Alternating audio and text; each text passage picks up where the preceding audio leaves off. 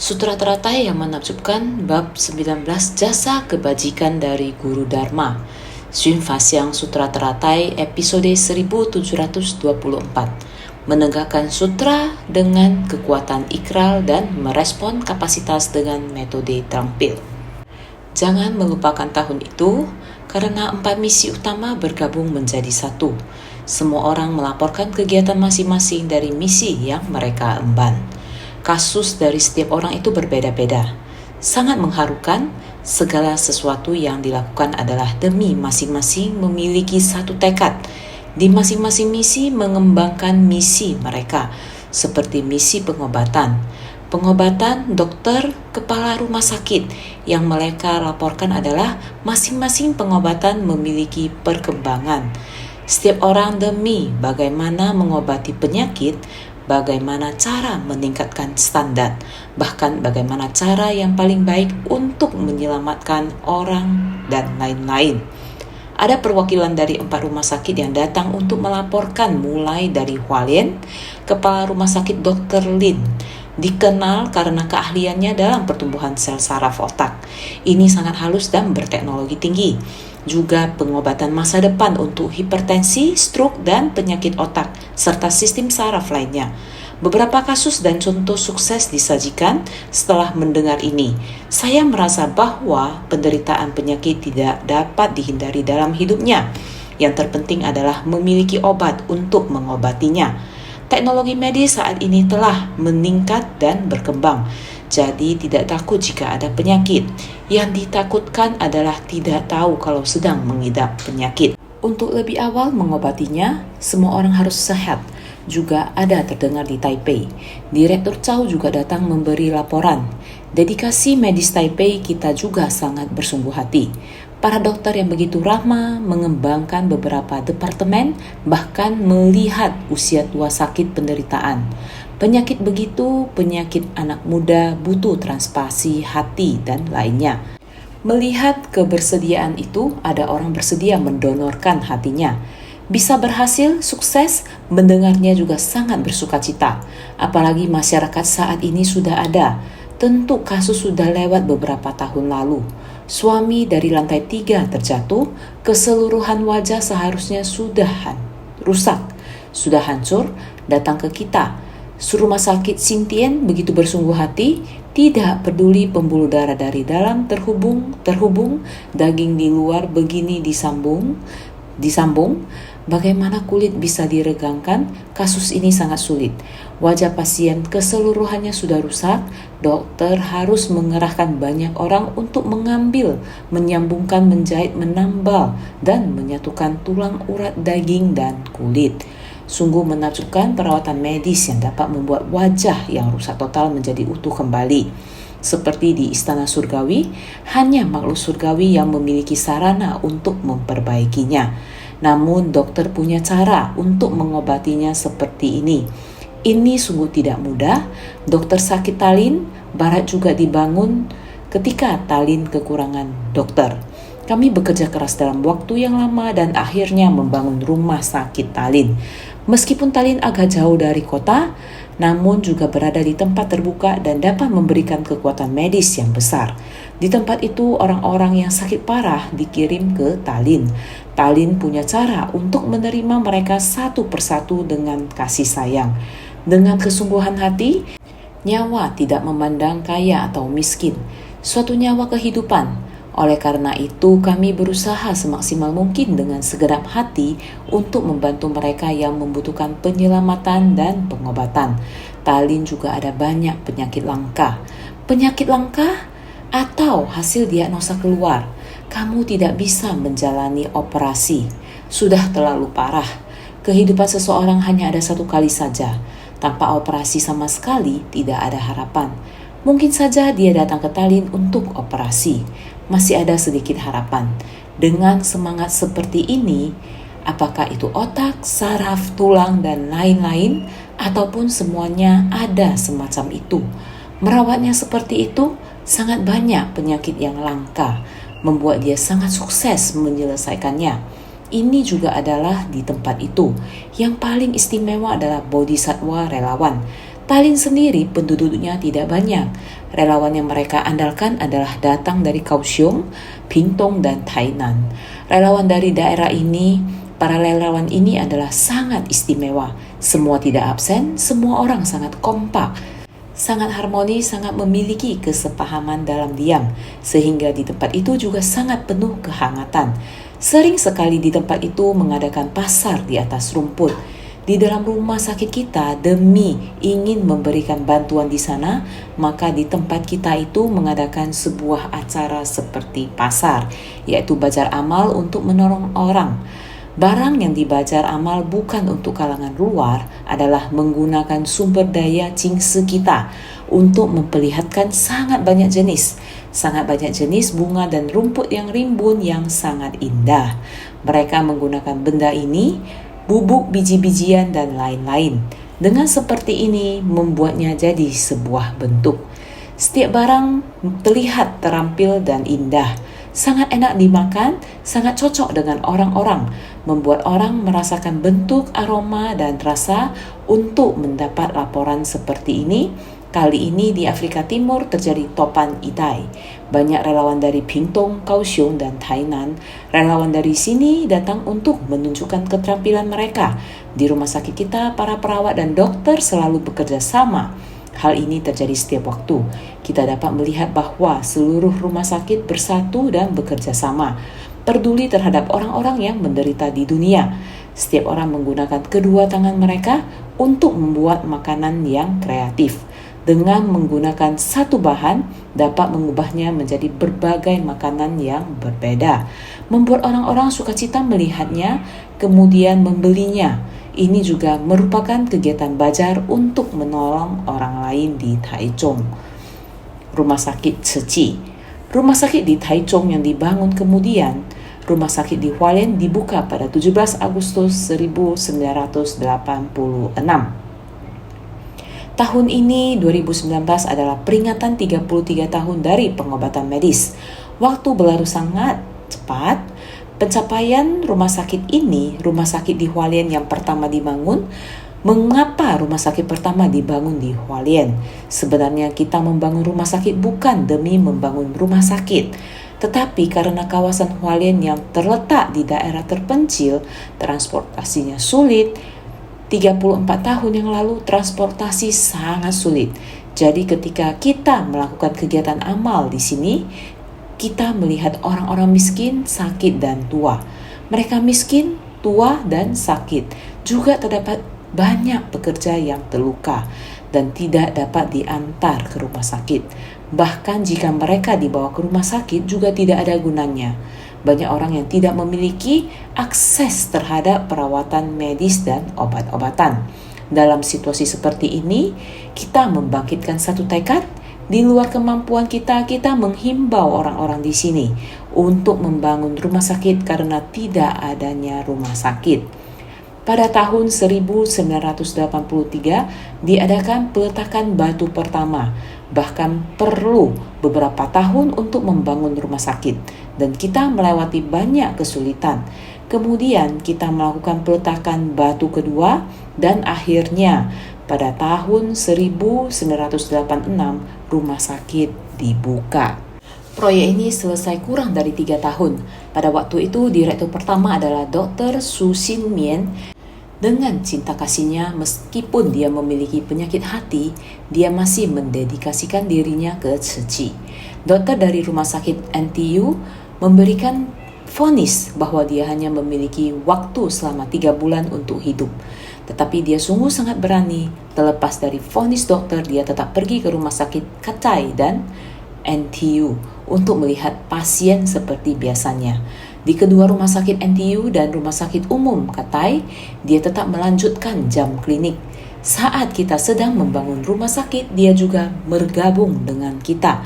Sebagai anggota komite perencanaan arsitek, menemani dalam semua proses ketika pembangunan rumah sakit sudah mau selesai, ada suatu ketika saat saya pergi ke Katai.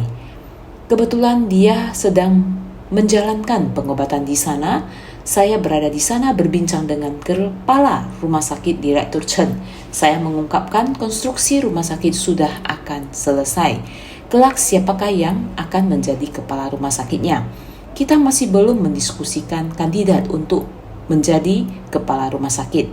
Direktur Chen kemudian berkata, "Master, di dalam hatimu apakah sudah ada keputusan siapa yang ditunjuk?" Saya berkata, "Saat ini saya ingin meminta Tuan Tu Si Mian." Direktur Chen Ming kemudian berkata, "Master, apa kamu tidak tahu kalau beliau sakit liver atau hati? Selain itu, profesor juga telah mengumumkan bahwa umurnya tinggal tersisa 3 bulan lebih saja." Saya berkata, "Saya tahu. Saya juga sangat menantikan untuk meminjam ketulusan hati semua orang. Jika beliau menjadi kepala rumah sakit, hal ini adalah kesempatan bagi semua orang bisa mendoakannya. Lihat apakah bisa melewati hari-hari ini." Begitulah kemudian dia berkata, "Master, jika kamu sangat yakin Tu Si Mian kebetulan hari ini ada di sini berobat." Saya kemudian berkata, "Tidak tahu apakah bisa mengundangnya kemari. Saya dan ketua rumah sakit, kita sama-sama coba untuk membujuknya. Waktu itu saya benar-benar meminta seseorang untuk memanggilnya naik. Saya sangat senang melihatnya dan masih sangat bersemangat." Saya pun berkata, "Wakil Direktur Tu, proyek pembangunan kita hampir selesai."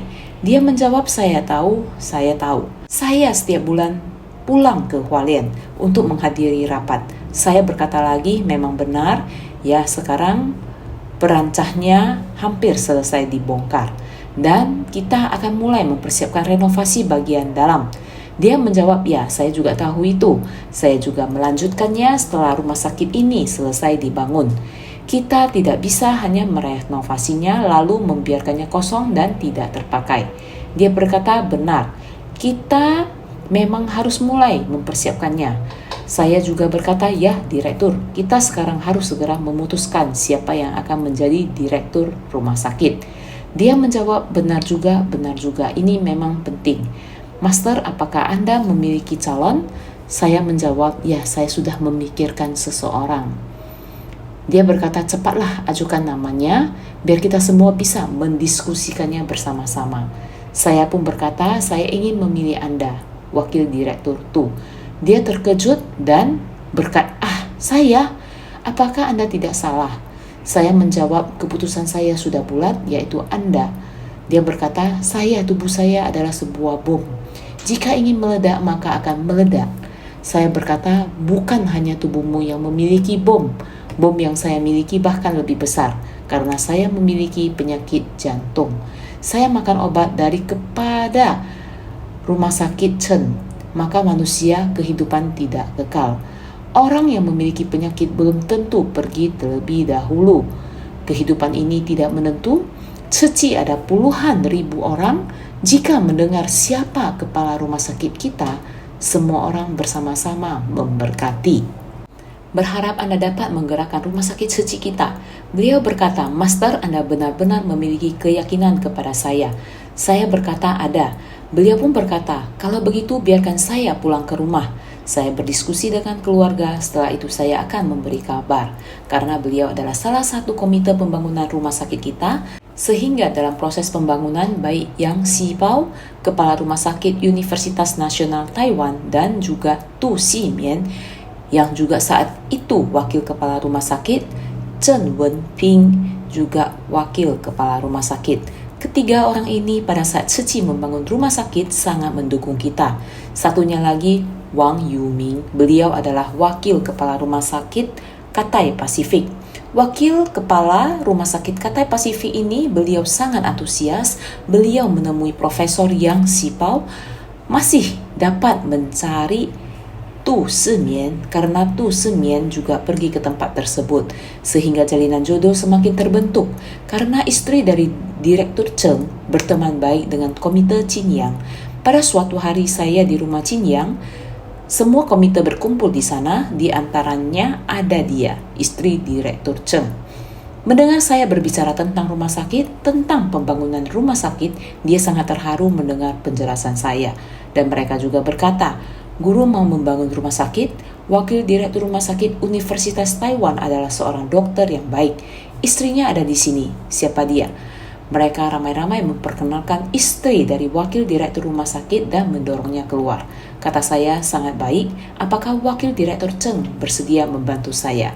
Dia menjawab, guru, saya tidak tahu, tetapi saya akan membawa Anda bertemu dengannya. Maka dalam waktu singkat, saya mengunjungi rumah mereka pada suatu malam.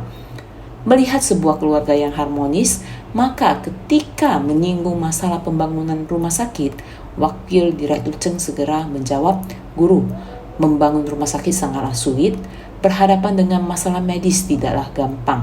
Saya menjawab, saya tahu, saya berbicara tentang banyak hal. Lalu saya bertanya, apakah Anda bersedia membantu saya? Dia menjawab, boleh. Jika Anda punya keyakinan, boleh. Jika diperlukan, saya akan membantu Anda. Sejak saat itu, Wakil Direktur Cheng resmi menjadi salah satu anggota Komite Pembangunan. Jadi Rumah Sakit Universitas Nasional Taiwan, 2 wakil kepala rumah sakit dan seorang kepala rumah sakit dengan berbagai jalinan jodoh yang berbeda, mereka bergabung dengan suci. Mereka telah memberikan banyak bantuan kepada kita setelah rumah sakit selesai dibangun. Dr. Tu Semien menjadi kepala rumah sakit pertama kita. Benar saja dia mengabdi 5 tahun di rumah sakit kita meskipun kondisi kesehatannya hanya diperkirakan bertahan 3 bulan. Namun begitu dapat mengabdi selama 5 tahun di rumah sakit kita, ketika penyakitnya kambuh, beliau kembali ke rumah sakit. Rumah Sakit Universitas Nasional Taiwan untuk menjalani pengobatan.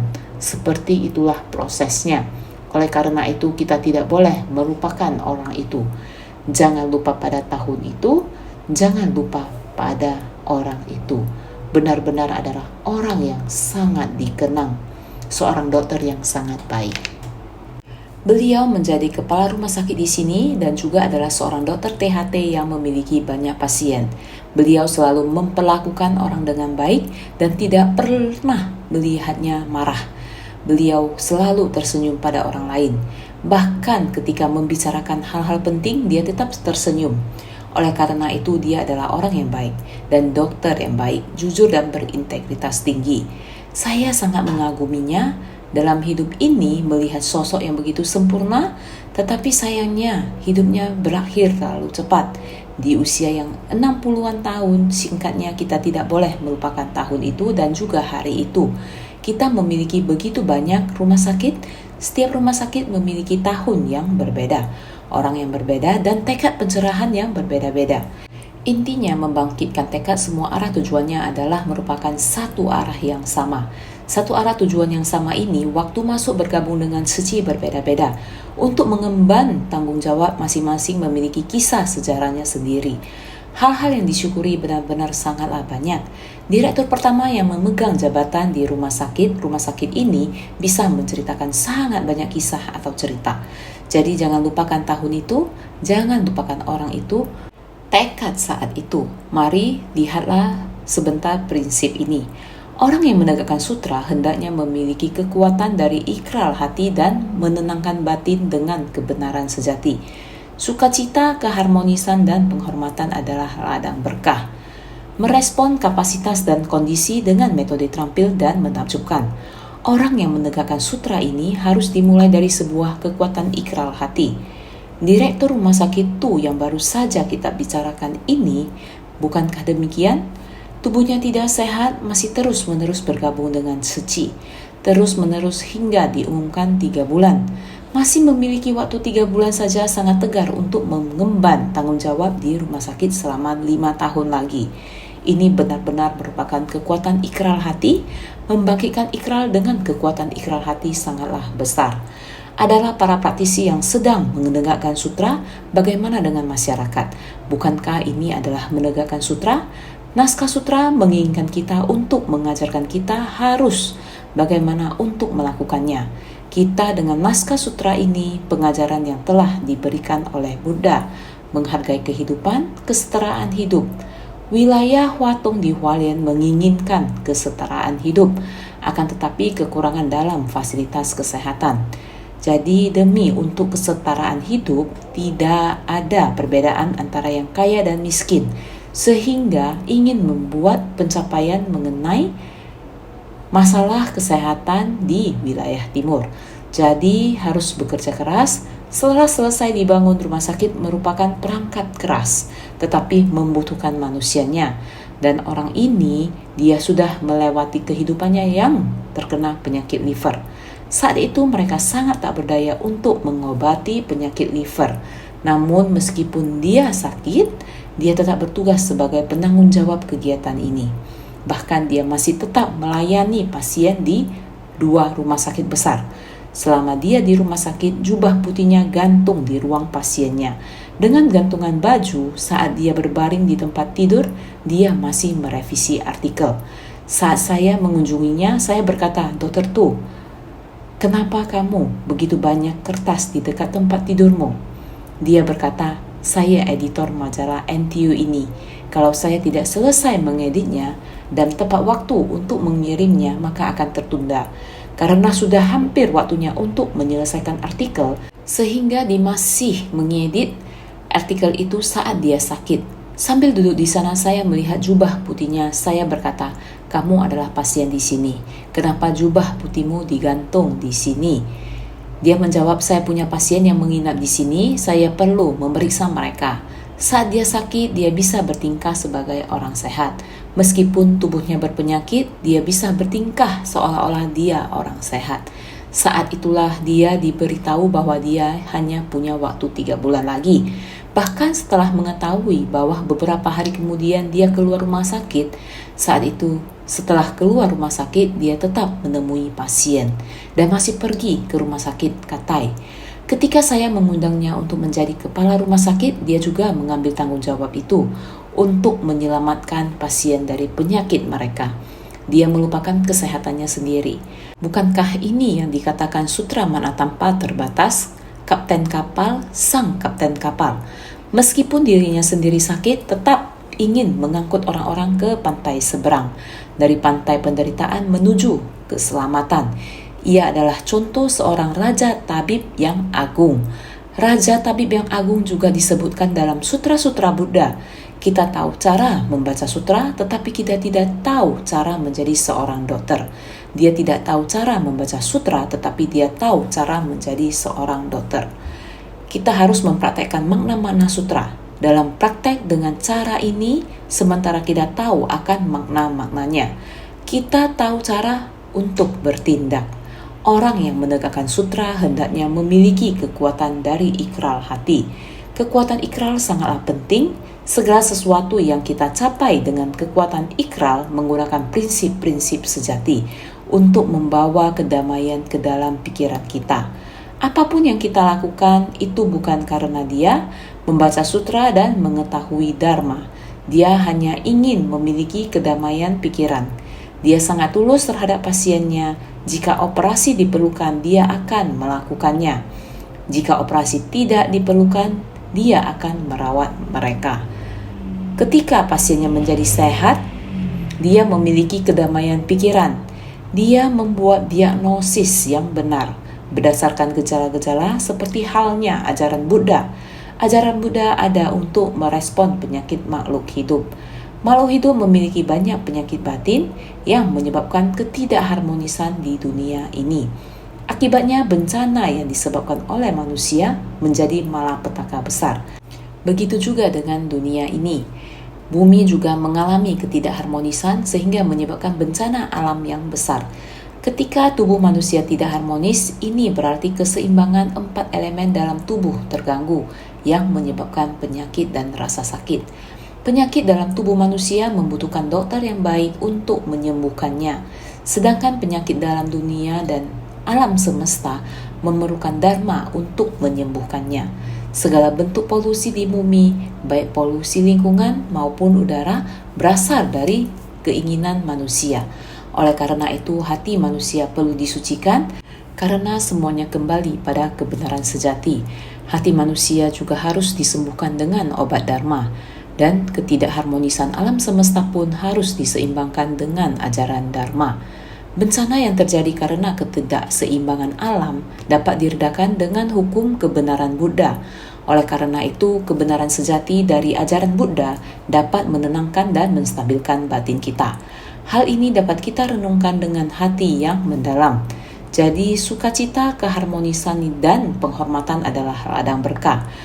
Melihat semua orang sedang rapat, masing-masing memiliki tanggung jawab sendiri.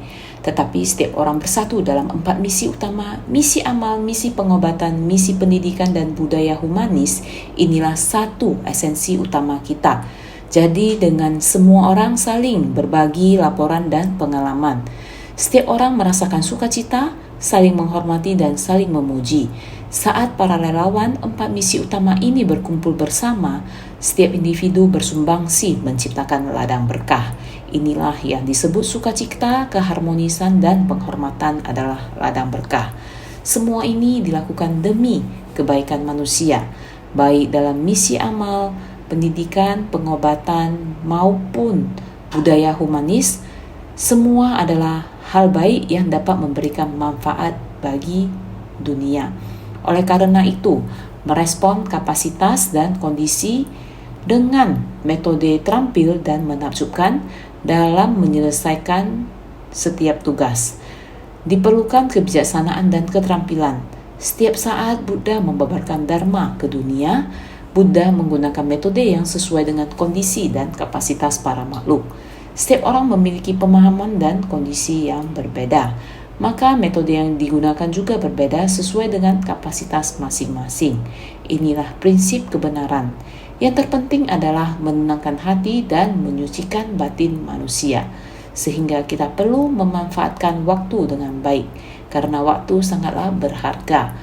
Naskah sutra sebelumnya menjelaskan semua yang dibabarkan oleh orang ini adalah dharma dari para Buddha terdahulu. Karena ada membabarkan dharma ini, maka tiada gentar berada dalam persamuan besar. Orang yang menegakkan sutra teratai, akar pikirannya murni seperti ini, sekalipun belum memperoleh ketidakbocoran. Namun, terlebih dahulu memiliki karakteristik ini. Sutra teratai bab 19 jasa kebajikan dari Guru Dharma. Selanjutnya, naskah sutra hari ini mengatakan, orang yang menegakkan sutra ini berdiam dengan damai pada tanah istimewa. Semua makhluk bersukacita, mengasihi, dan menghormatinya, dapat menggunakan berjuta-juta jenis kata-kata yang baik dan terampil dalam menguraikan dan membabarkan dharma. Ini disebabkan ada menegakkan sutra teratai. Sutra teratai bab 19 jasa kebajikan dari Guru Dharma. Mari orang yang menegakkan sutra ini berdiam dengan damai pada tanah istimewa. Semua orang membawa ajaran Dharma Buddha, kita harus mempraktekkan dalam tindakan nyata. Dengan demikian, kita harus berada pada tempat ini. Berdiam dengan damai bisa merujuk pada tekad kita. Membangkitkan tekad di sini melakukan hal yang seharusnya kita lakukan. Ini merujuk kepada menegakkan sutra dan menyebarkan Dharma ini. Dharma ini amatlah baik sehingga kita harus menyebarkannya, harus menyucikan hati manusia. Menyebarkan Dharma adalah menyucikan hati manusia. Orang yang menegakkan sutra ini berdiam dengan damai pada tanah istimewa. Orang yang menegakkan sutra dan menyebarkan Dharma ini memiliki batin yang murni. Orang ini dapat menegakkan sutra dan berdiam dengan damai pada sifat Dharma sebagai tanah istimewa. Orang ini dapat menegakkan sutra. Batinnya sangat murni, terlebih dahulu berikrar. Setelah berikrar, maka kita pergi mendengarkan Dharma. Kita membaca sutra, dengan jalan sutra ini kita mempraktekkannya dalam tindakan nyata. Dengan demikian batin kita akan berdiam dengan damai dalam Dharma ini. Kita harus menggunakan Dharma ini di dunia manusia untuk mewariskan, untuk mempraktekkan dalam tindakan nyata. Ini sangatlah tidak mudah sampai pada sebagai tanah istimewa. Inilah batin yang murni. Sebagai tanah istimewa adalah batin yang murni karena batin kita tercerahkan, membangkitkan tekad dan membangun ikrar. Dengan tekad yang kokoh, kita hendak melakukan ini dengan hati yang benar-benar tulus melakukannya. Jadi niat pikiran ini adalah berdiam dengan damai pada sifat Dharma. Sifat Dharma ini adalah sebagai tanah istimewa, sifat kebudayaan kita, sifat hakiki yang demikian adanya. Kita harus bagaimana mencari sifat hakiki kita. Untuk mengemban apa yang harus kita lakukan.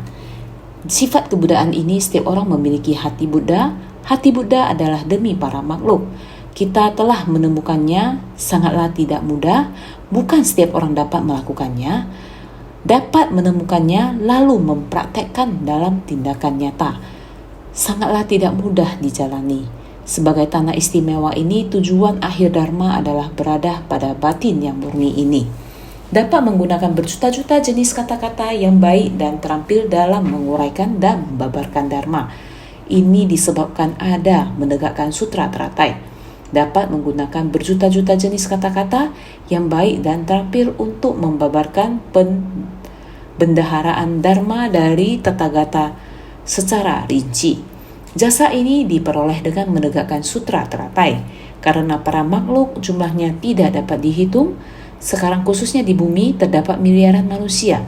Sifat dari manusia ini setiap sifat individu, lingkungan dari setiap individu, setiap keperluan dari individu, setiap aspek batin dan lain-lain, semuanya tidak sama, sehingga dapat menggunakan berjuta-juta jenis kata-kata yang baik dan terampil dalam menguraikan. Ini memerlukan bahasa yang beragam. Untuk membedakannya, untuk sebuah dharma yang sama memerlukan ajaran dengan bahasa yang tidak terhingga. Menjelaskannya secara perlahan, membabarkan bendaharaan dharma dari Tathagata secara rinci. Ingin mengatakan pada semua orang, dharma ini adalah kebenaran sejati.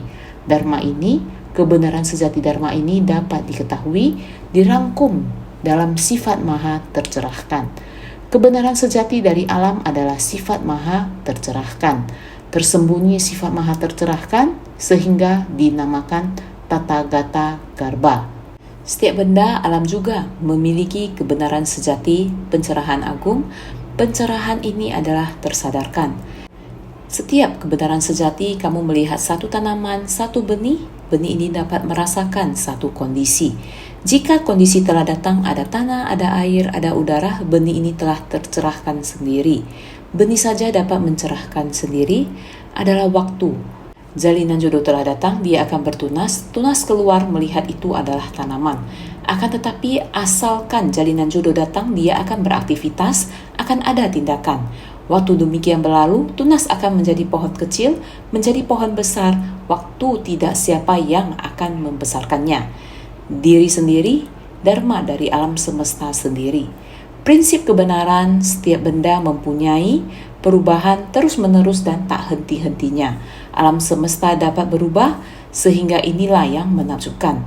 Tempat menakjubkan ini adalah dharma sejati, yaitu perbendaharaan. Membabarkan perbendaharaan dharma dari Tathagata, jasa ini diperoleh dengan menegakkan sutra teratai. Dapat melakukan ini, dapat memahami begitu banyak dari sutra teratai, memahaminya dari awal, kita semuanya jelas. Sebenarnya jika diuraikan masih sangat dalam. Semua orang harus bersungguh hati.